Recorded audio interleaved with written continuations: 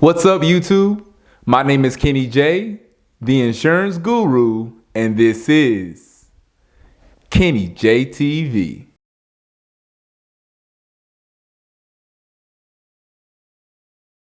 Welcome to another episode of Kenny J TV. If this is your first time, feel free to browse around and don't forget to like, comment, share, and subscribe, and hit that bell for my latest notification. And if you are a returning subscriber, thank you so much for coming back to Kenny J TV. In this video, we're going to talk about some creative spaces that you can go and work from home or work remote, however you want to say it. I know that working from home, especially as an insurance agent, it can get very mentally draining looking at the same four walls. And I'll be transparent and let you know, when I was working from home for an extended amount of time and just seeing these same four walls, waking up, working, going to the gym, coming back, I'm still in these four walls. It was like I couldn't escape it.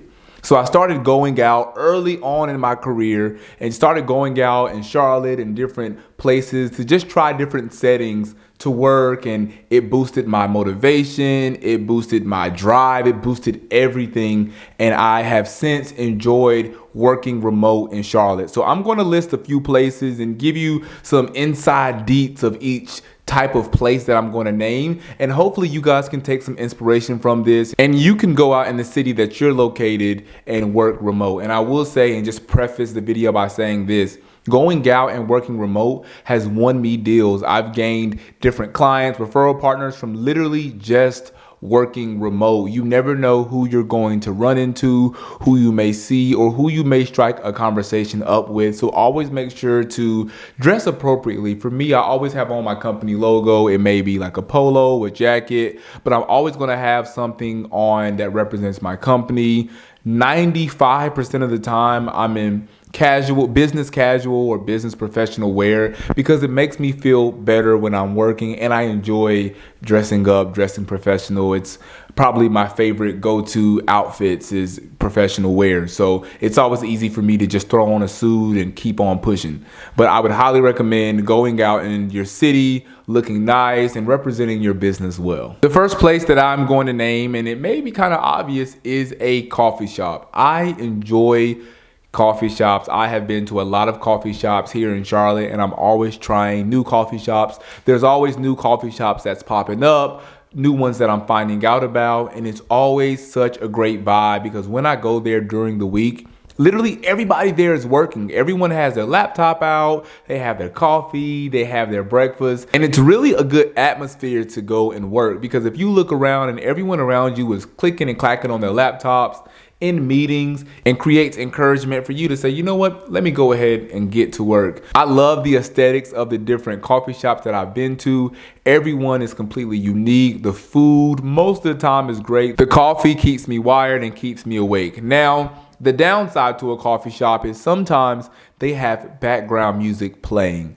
So for example, you're in the coffee shop and they have a playlist going on. It may be music that you enjoy, it may not. But if you have meetings, I wouldn't necessarily recommend you going to a coffee shop. If you're on the phone, they can hear the music in the background. And sometimes people are chatting in the background as well, because it is a public place. So it's not going to be completely quiet. So keep that in mind, that if you have a lot of back-to-back meetings, maybe the coffee shop isn't the best place for you to go. But if you have some admin work that you have to do, working on your website, working on your business or your CRM, I think the coffee shop is a perfect place for you to get that work done. And when you go into these coffee shops, make sure to purchase some coffee, food, or something. You want to make sure to patronize these businesses that you're going to. And a piece of advice that I would give you is support the local coffee shops, because personally, they always provide a better vibe. They're a lot more unique, and each coffee shop tells a different story. A lot of times when you go to the chain coffee shops, they all look the same. There's not a unique vibe about it. You're trying to work, you're getting distracted because there's a ton of people in line and you can't get your work done. So local coffee shops, in my opinion, is the way to go. The second alternative space that you can use is a co-working space. And there are so many different companies out here that have co-working spaces. Of course, one that you may know is like WeWork. I believe they're in most of the country. Don't quote me on that, but I've been to different states and I've seen WeWork. There are a lot of different companies in Charlotte that have co-working spaces. Now, a lot of these co-working spaces have monthly passes that you can purchase if you want to have a more solidified office or a solidified desk where you can come in and work. But for me, I don't want to stay in one place, so I take advantage of the day passes. The day passes are such a great opportunity for you to go in to check out the co-working space without making any long-term commitment. And one thing I love about different co-working spaces that I've experienced is that they have private meeting rooms and conference rooms that you can reserve. So let's say, for example, I have a meeting with a client and I'm going over coverages and I need it completely quiet. They have rooms that are huge and rooms that are small. In the day in the life video that I posted in November, I believe, I was in a really small workspace and it was perfect for what I needed it for. And that has been one of my favorite co-working spaces to go to, just because they do have those private meeting rooms. When you shut that door, you literally hear nothing on the outside. It's like soundproof. And that's really good because I don't want any background noise to be picked up in the meetings, because a lot of times these clients are giving personal information like their social security number, payment information. And if I'm giving that information to someone, I don't want to hear background noise of people speaking or talking, because it's like, who else can hear what I'm saying? One of my favorite spaces to go, and this is number 3, is luxury hotel lobbies. I am a lover of all things luxury, all things high end. I just love the aesthetics, the vibes. Luxury hotels have definitely been at the top of my list. Usually in luxury hotels are a lot quieter than coffee shops. So I've had plenty of meetings at the luxury hotel lobby or at the bar, and usually the bar's not open during the day. So I have this huge workspace and usually no one's there. Around breakfast time, you'll see more people downstairs in the lobby, but during the day, it's nobody in the lobby. It's quiet, it's a good vibe, and a lot of times they do have refreshments or they have breakfast. So just check it out. And a piece of advice that I would give is look for hotels that have business-friendly environments like Hyatt chain or the Marriott chain, and they cater to business owners or business people that want to come and complete work during the day. So a lot of these hotels have designated spaces catered to business professionals that want to come and complete work during the day. Number 4 is the library. I enjoy going to the library. Usually when I go to the library, it's on a Saturday, and it's to get admin work done. It's to edit YouTube videos, to brainstorm, to plan for my business, to go over paperwork, because the library is always the quietest. You don't really hear too many people talking in there. Now, the library is not the place to go and have all these loud meetings. They do have workspaces that you can go in, private rooms, very similar to the co-working space. But with the library, a lot of times you have to reserve it for, let's say, 2 hours at a time. So from my experience, I go in, I'll get a space, I'll get a conference room for 2 hours. At the end of the 2 hours, if no one is in line to reserve the room, I can extend it for another 2 hours. So if you have back-to-back meetings all day, maybe the library isn't the best choice for you. But if you want to get a lot of work done and you maybe have 1 or 2 meetings during the day, the library is really a good choice. And I feel like a lot of people forget about the library. Like, the library has so many resources. They have so many events. It's a great place to go. And always check the hours of the study room, see when they're available, because you don't want to go and then they say, oh, you're here at 6 p.m., but the study room, it cuts off at 5 for whatever reason. So make sure that you're calling ahead of time or checking the website to see when those hours are. And a tip for you would be check out university libraries as well. If you stay in a city where there is a university, a lot of times they're open pretty late. The university that I attended, the library was open 24 hours. I lived in the library. I enjoyed the library. I've always been a co-working space type guy, and just getting a lot of work done in a public place where everyone else is working. It just fuels me. I don't know, but I love the library. But definitely look at the university libraries as well. They're usually a lot bigger, a lot of floors that you can go, and sometimes they'll have like quiet floors where no one can talk and you can really get a lot of work done. The next one is a restaurant during non-peak hours. I experienced this for the first time a few weeks ago. I went to a restaurant because the coffee shop was too loud and I had meetings.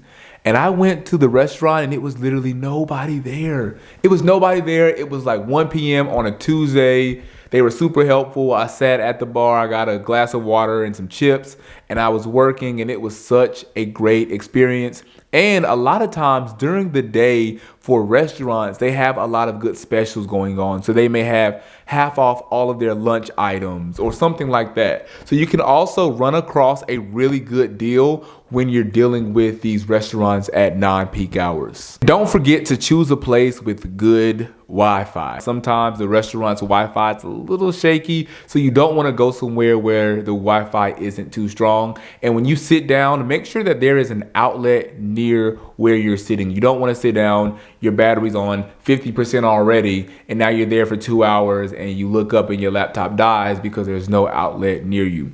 And if you are going to these restaurants, make sure to order something as well. Don't just sit there, take up their space, their Wi-Fi, and not order anything. Again, you want to support these businesses that you're going and using their Wi-Fi. And the last place I'll name, it's a toss-up with this one, but bear with me.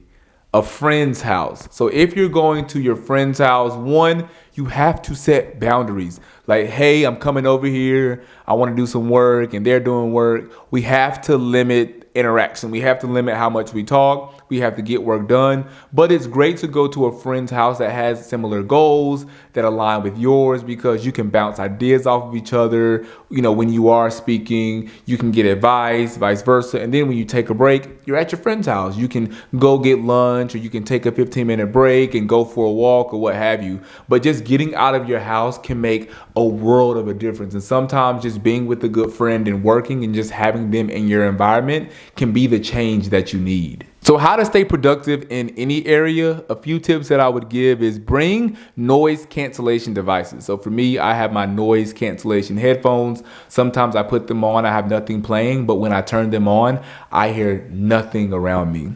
Number two, create a schedule. If you have 10 things you need to get done and you want to be there for, let's say, 3 to 4 hours, set a schedule from the time you get there to the time that you leave of everything you need to complete, and you will be pleasantly surprised of how quickly you get through everything and also how quickly the time flies by. Take short breaks and recharge. Me, for example, my attention span, it's not the longest, and I need to take breaks. I can't work hours and hours and hours on end without looking up, coming up for air, if you will.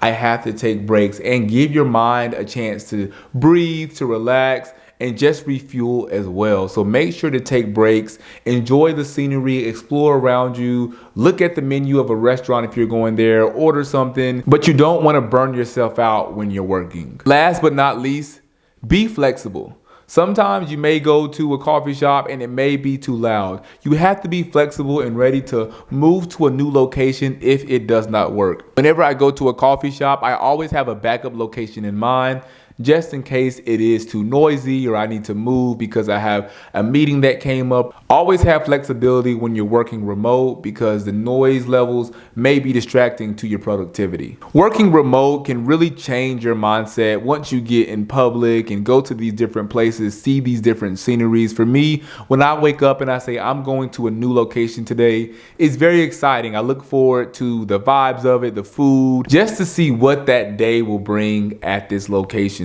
So make sure to try out different places. And also, if you do work remote and try different locations, what are some places that I didn't name that you like to work remote? Drop that in the comment box below. Don't forget to like, comment, share, and subscribe, and hit that bell for my latest notification. We are dropping a video weekly.